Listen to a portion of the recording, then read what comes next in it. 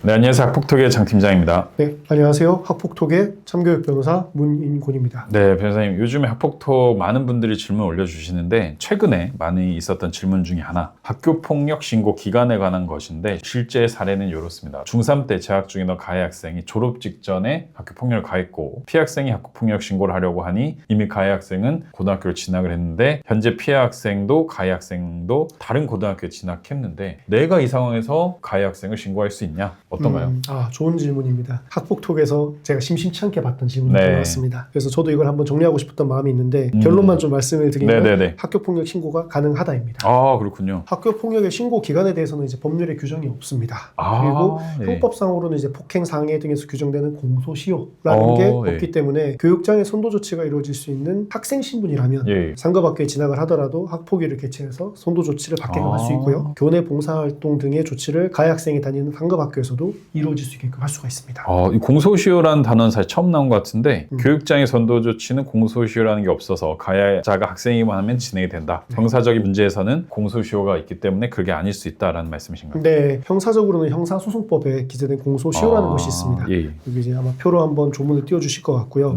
이제 형사소송법 제249조에는 각 죄의 형량에 대응하는 공소시효들이 이제 규정이 되어 있습니다. 학교폭력의 대표적인 유형인 이제 폭행 같은 경우에는 장기 5년 미만의 징역 또는 금고에 해당을 하기 때문에 5년의 공소시효에 해당하는 것이고요. 상해의 경우에는 7년, 강제추행은 10년의 공소시효가 있습니다. 그러면 폭행 시점으로부터 5년이 지나면 이를 형사적으로 고소할 수 없고 마찬가지로 7년 전에 상해, 10년 전에 강제추행도 고소할 수 없나요?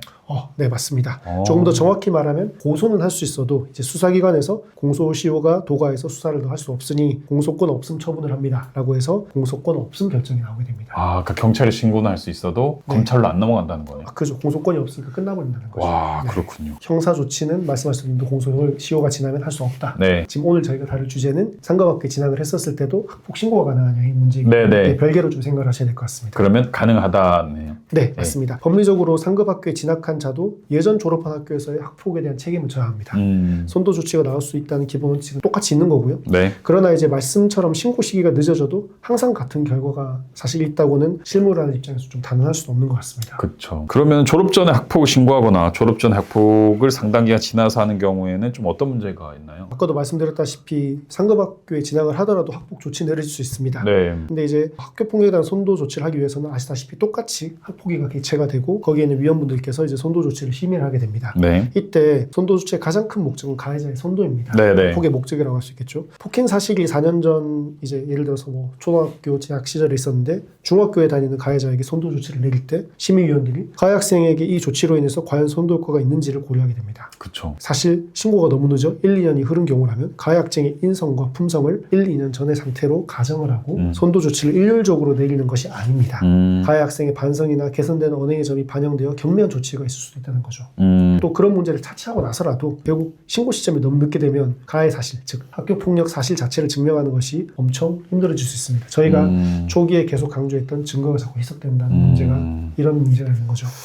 그렇군요. 그럼 기본 원칙은 상급학교 진학 후에도 선도 조치가 될 수 있지만 증거 문제, 수집의 곤란함, 학폭위에서 이제 다른 학교 간 학생을 불러오려면 그 학교 일정도 맞춰야 되고 이런 거에 있어서 사실 쉽진 않고 불이익이 있을 수 있다라는 거네요. 맞습니다. 상급학교에 진학을 하더라도 이전 학교에서 학폭 신고가 가능하다라는 결론도 2018년 7월 21일 법원의 판단이 있기 전에는 학교폭력에 대한 시효에 대한 규정 자체가 없었기 때문에 사실 논란이 좀 있었습니다. 그래서 간단히 이 내용에 대해서 말씀을 드리면 2018년 7월 21일 법원 판결입니다. 피해자가 중학교 3학년 때 당했던 학교폭력 사실을 가해 학생이 고등학교에 진학을 한 후에 신고를 했고요. 학폭위 결과 교육장의 2호 조치와 3호 조치가 나왔던 사건입니다. 이에 대해서 가해 학생이 내가 중학교에서 했던 게 왜 피해자가 다른 고등학교에 와서까지도 선도 조치를 받아야 되냐라고 행정소송을 걸었었고 어떻게 됐나요? 이때 법원이 판시한 내용이 지금 제가 말씀드리는 원칙을 세우는 어떤 리딩 케이스가 됐습니다. 재판부에서는 첫째, 학교폭력 예방법에서는 조치권의 행사를 제한하는 제척기간이나 공소시효 등에 대한 규정이 존재하지 않다는 점.